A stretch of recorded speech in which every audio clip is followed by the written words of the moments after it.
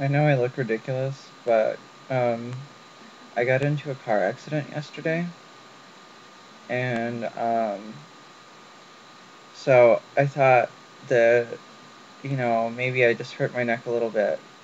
But then I went to the doctor, and my neck really started hurting, and they took X-rays and stuff, and luckily there were no fractures or anything, but there's soft tissue damage in my neck, so I have to wear this wonderful brace, but that's made up with the fact that I get Vicodin. So right now I'm a little loopy. I don't know how loopy I am. I put this on my head because my hair looks like crap. Um, because I haven't been able to get up and take a shower because my neck hurts so badly. But I'll take another Vicodin, and then maybe my neck will feel okay so that I can go take a shower. Anyway, this big, huge fucking garbage truck pulls out of this apartment complex, and I'm in the left lane, and this garbage truck pulls into the right lane, and cars are stopping, obviously, because there's a big fucking truck in the road. Well, then the guy pauses, so I think that, he's stopping because he realizes, oh yeah, I'm being a dumbass and pulling out during traffic. Well, so I'm already slowing down, but I don't slow down enough so that when the garbage truck decides, I've paused long enough, now I'm just going to pull out, the person in front of me stopped, and since they had a 2005 Mustang, their brakes worked. My brakes don't work so well because I drive an 81 Subaru GL. And if you're wondering, it's made of aluminum, so it got crushed like a little can. Like, the guy that I hit, his car only had cosmetic damage. Like, it had a couple black marks from my bumper on his back bumper. My car, on the other hand, didn't fare so well because the front license plate was ripped in half. Um, let's see. The entire front left corner of my car got crunched in like 8 inches. And, let's see. Oh, and my radiator started leaking because of the crash. So, basically, my car's not drivable. It may not be repairable. And so, I'm going to have to replace a car that only has 55,000 miles on it. It's bullshit, and I hate it. Because of this fucking garbage truck, now I'm going to have to find a new car. And I'm not going to have transportation of my own, which is really going to suck because even though I don't have a job right now, when I do eventually find a job in town, I'm not going to be able to drive myself. So that's lovely. Lovely, lovely. And yeah, it's just a pain in the ass. I'm not very happy at all. Not one single fucking bit. And the only good thing about it is that I get Vicodin. And Vicodin makes me not care, and it makes me crabby.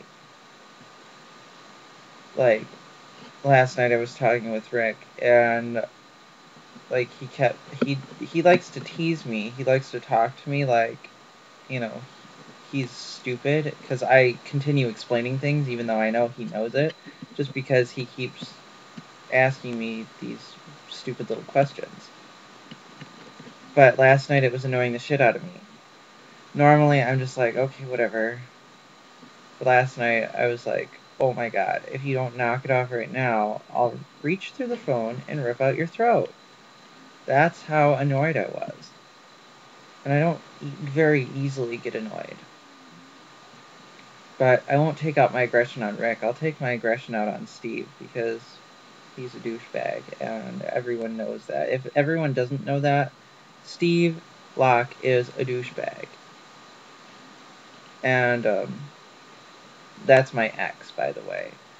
That's a lovely little fight, too. God, last Sunday was horrible because I got in a fight, not only with Steve, where I told him he was the biggest mistake in my life, the biggest mistake I've ever made in my life, and that I never want to see or talk to him ever again. I also got in a fight with Vanessa, the girl that I was bitching about in like 2 videos ago. Basically, the original thing was she wanted me to pay for 1 week's worth of utilities, so 1 week's worth of 1/3 of the utilities. And I said, that's fine, you know, it'll be like $5. If you really need the $5 that badly, I'll do that.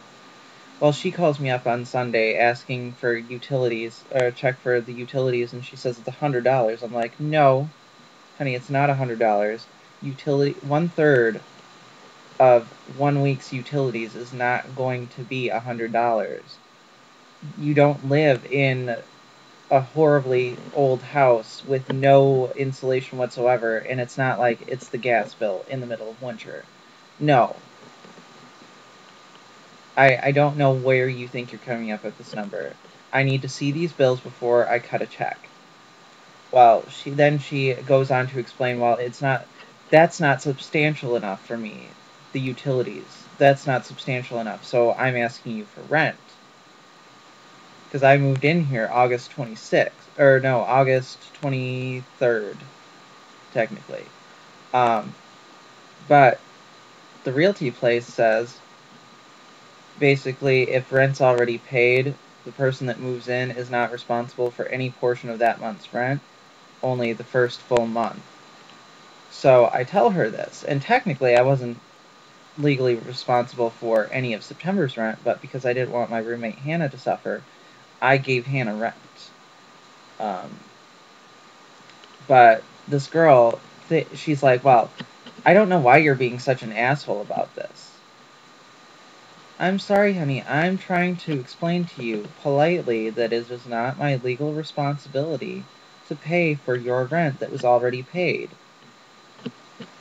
If you ask me and I say no, that's the answer. You don't have to go on insulting me. And then she continues to insult me, and I say, well, you know what? Really, I don't care. You can think whatever you want of me. Because then she starts going with the insults like, you're the most pathetic person I've ever met, and you're so cocky, and blah, blah, blah. Like, I don't think, I don't care if you think I'm cocky or whatever. It doesn't matter. I'm not paying it. And I thought that the papers weren't in yet for me to take over the lease. Well, they've been in there for 2 weeks, and she just never told me this. So I'm like, so you've been lying to me for 2 weeks saying that we don't have the papers in yet when you have.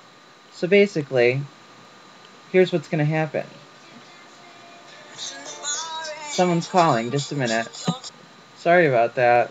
That was my friend Rob.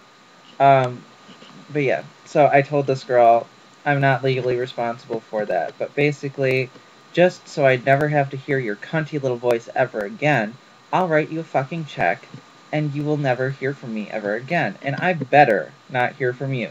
Goodbye. And I hung up on her. Well, then I was, checking messages or something, and then I get this notification, new voicemail. In this new voicemail, she says, well, when you're done being a little girl, let me know when I can pick up my check. Bitch, you're not getting a fucking check. I just said that to get you off the phone. Because the papers are in, I don't need to deal with you anymore, so you're not getting a check. You're not getting a check at all. Because you're a fucking liar, and you think you can get whatever you want, but no, you can't. And see, the funny thing is that this girl thinks I'm pathetic and cocky. I might be cocky sometimes, and I might be a bitch sometimes, but I'm only a bitch when someone else is a bitch to me first. If someone's nice to me, I'll be nice to them. I'm nice just to start out with. But if someone's a bitch, they're gonna get it right back. So yeah. This girl is a stupid cunt, and Vanessa, if you're watching this, good luck getting your money. You're probably not watching this, though, so it's okay. I can call you a cunt as much as I want. Yeah. Anyway, I'm done. I promise the next video will not be complaining. Bye.